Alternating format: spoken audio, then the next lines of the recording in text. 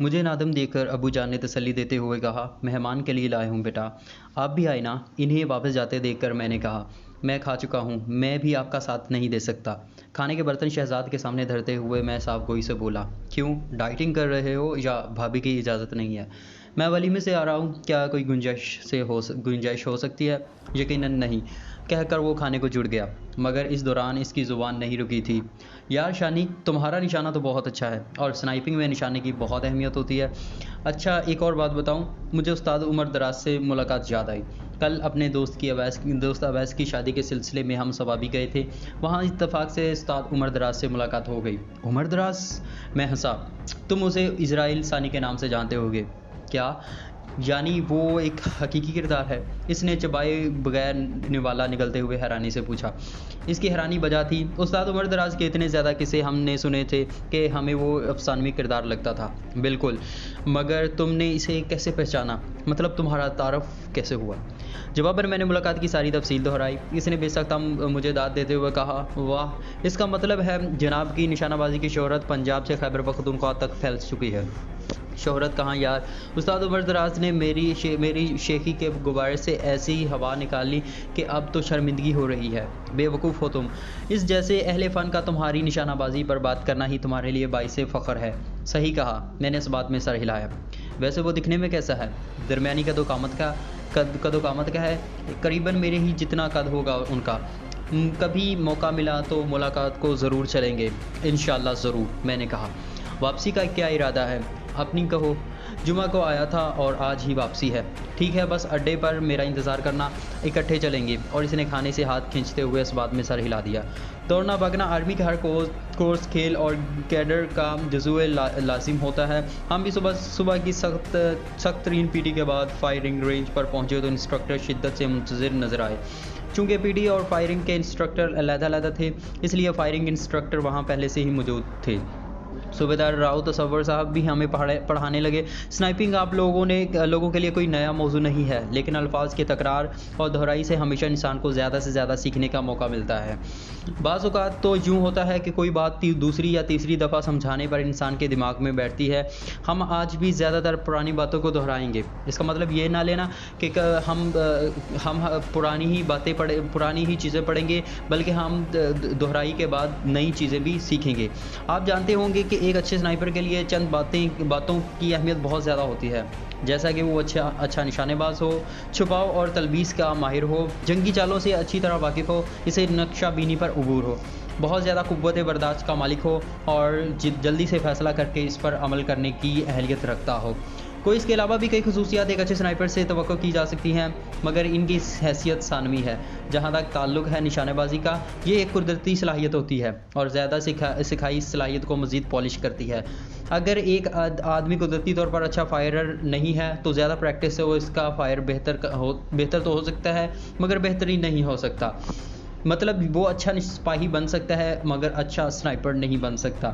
निशानाबाजी के अलावा जल्दी और बरवक्त फ़ैसला करने की अहलियत भी एक आदमी को कुदरती तौर पर मुयस्सर होती है। अलबत्ता बाकी की सलाहियतें मशक़ की मुतकाज़ी होती हैं। जैसे छुपने के लिए ये जानना ज़रूरी है कि चीज़ें नज़र क्यों आती हैं। कोई बता सकता है चीज़ें नज़र क्यों आती हैं? राव तसव्वुर साहब हमेशा तबादला ख़याल के अंदाज़ में लेक्चर देते। जी सर, शहजाद जल्दी से बोला। शक्ल सूरत से, साए से, हरकत से, फ़ौजी साजो सामान से, सतह से और पस मंज़र से, दरमियानी फ़ासले से। गुड। अब जबकि हमें पता चल गया है कि हम किस वजह से नज़र आ सकते हैं, तो छुपने के लिए हमें इन बातों से परहेज़ करना होगा। देखें, भेड़ के रेवड़ के दरमियान चलता हुआ गडरिया हमेशा फ़ौरन नज़र आ सकता है, लेकिन वही गडरिया अगर अपने हाथ ज़मीन पर टेक कर घुटनों के बल चलना शुरू कर दे तो वो यकीनन इसका नज़र आना मुमकिन नहीं रहेगा। क्या ख्याल है? जी सर, हम यक ज़ुबान बोले थे। इसी तरह सरसब्ज़ झाड़ियों के बीच सफ़ेद, सुर्ख, जर्द रंग वगैरह किस्म का लिबास पहनकर छुपने की कोशिश करना नाकामी को गले लगाने वाली बात है। अलबत्ता सब्ज़ रंग का लिबास आपको सब्ज़े का हिस्सा ज़रूर बना देगा। इसके बरक्स अगर आप बर्फीले इलाके में हैं तो वही सब्ज़ रंग आपको फंसा भी देगा। वहाँ आपको सफ़ेद रंग का लिबास छुपने में मदद दे सकता है। इसके साथ ये भी याद रखें कि साकिन चीज़ के दरमियान आपकी ज़रा सी हरकत बड़ी आसानी से मुशाहिदे की ज़द में आ जाएगी और स्काई लाइन पर हरकत तो एक लाइन पर स्नाइपर के लिए तबाहकुन है। हमेशा इनके लेक्चर में नए नए नुकात और उम्दा मालूमात की भरमार होती। 2 पीरियड पढ़ाई के बाद हम फायर करने लगे और बकिया दिन इसी काम में गुजरा। 2 हफ्तों के बाद हमारा टेस्ट होना था, जिसमें सबसे ज़्यादा नंबर निशानाबाजी के थे। पहले हफ्ते के अख्ताम पर ही मैंने वीकेंड लिया, लेकिन घर जाने के बजाय मैंने सवाबी का रुख किया था। हमारे उस्ताद हमें बहुत अच्छा पढ़ा रहे थे, मगर इसके बावजूद मेरी ख्वाहिश थी कि मैं इस मुकाबले के टेस्ट से पहले उस्ताद उमर दराज से कोई रहनुमाई ले लूँ। यकीनन इसके पास अमली ज़िंदगी का तजर्बा मौजूद था। सवाबी 20-22 किलोमीटर आगे इसका गांव था। शिवा नाम का गांव काफ़ी बड़ा था। इसका मकान ढूंढते मुझे कोई दुश्वारी पेश नहीं हुई थी। दरवाजे पर इतलाई घंटी की गैर मौजूदगी में मुझे दरवाज़ा खटखटाना पड़ा। दरवाज़ा उस्ताद उमर दराज खुद ने ही खोला। अरे ज़ीशान बेटा, मुझे देखते ही इसने हैरानी से कहा और इसके साथ ही मुआनके के लिए बाजू रवा कर दिए। जी सर, मैंने एहतराम से जवाब दिया। अंदर आ जाओ। इसने एक तरफा होकर मुझे अंदर आने की इजाज़त दी। वैसे सर, शायद मैंने अपना नाम आपको नहीं बताया था। मैंने घर में दाखिल होते हुए हैरानी से पूछा।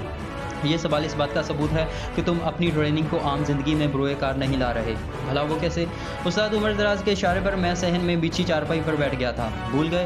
इस दिन जब तुम लोग वापस जा रहे थे तो तुम्हारे दोस्त ने तुम्हारा नाम लेकर तुम्हें पुकारा था। और एक स्नाइपर की याददाश्त इतनी कमज़ोर नहीं होनी चाहिए किसी हफ्ते डेढ़ में से इसे किसी का नाम भूल जाए।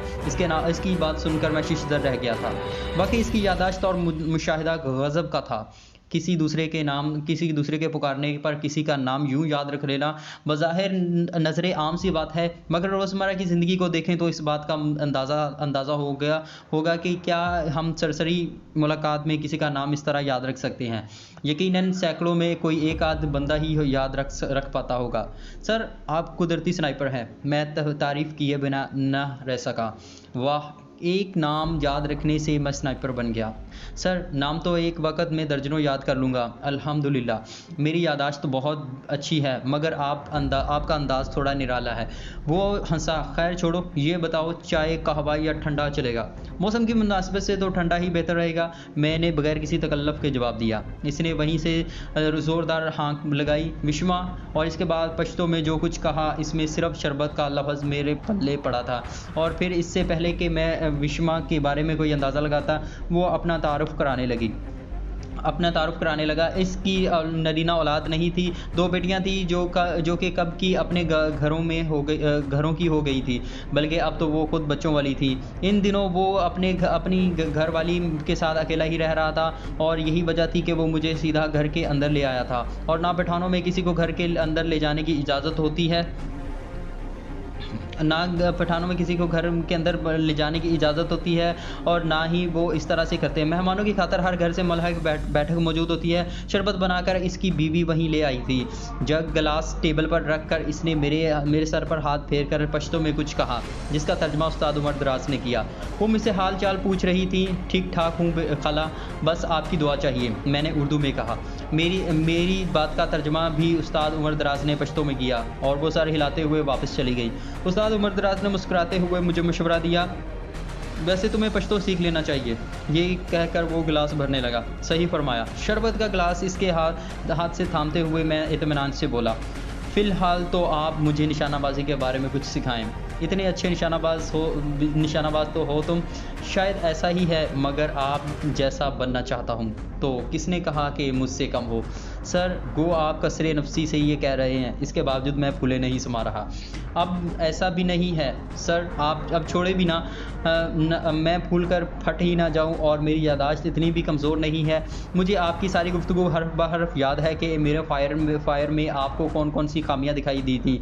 अब मैं वो और इस जैसी मज़ीद खामियां दूर कराने आया हूँ। इसके लिए आप जैसे उस्तादा का इसके काम के लिए आपके उस्तादा मौजूद है ना? इसने हैरानी से पूछा। या इनसे मुतमईन ना हो? नहीं, बहुत अच्छे उस्ताद हैं, ख़ास कर राउत सवर साहब तो बेहतरीन इंस्ट्रक्टर हैं। मैं खुलूस दिल से बोला, लेकिन आप तो इनके भी उस्ताद हैं, बल्कि इनके उस्तादों के भी उस्ताद हैं। हाँ, मगर अब तो कई जदीद राइफ़ल्स मुतारफ़ हो गई हैं, और हम ठहरे माजी के स्नाइपर।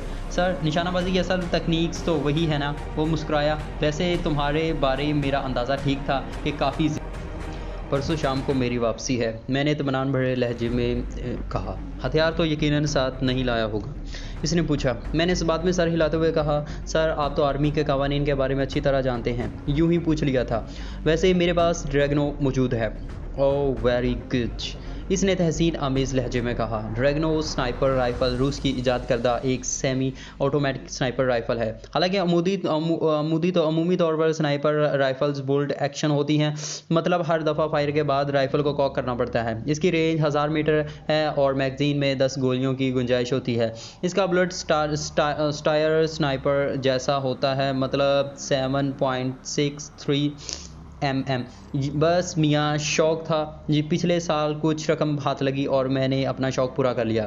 ठहरो तुम्हें दिखाता हूँ। ये कहकर वो अपने कमरे की तरफ बढ़ गया और चंद लम्हों बाद ड्रैगनो राइफ़ल को हाथ में पकड़े कमरे से बरामद हुआ। राइफ़ल की भूरी बॉडी चमक रही थी। वाज़ह तौर पर नज़र आ रहा था कि उस्ताद उमर दराज इसकी सफाई का बहुत ज़्यादा ख्याल रखते हैं।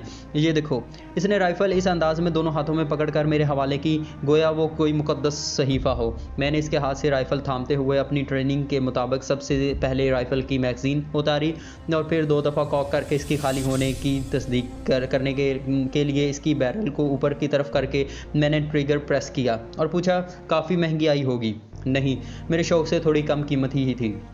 हाँ सर, शौक़ से तो हर चीज़ की कीमत कम ही होती है। और इसकी टेलीस्कोप साइट? मैं बेसख्ता हंसकर पूछा। खरीदी थी, इसके बगैर ये राइफ़ल किस काम की? सही कहा सर, मैंने इस बात में सर हिलाया।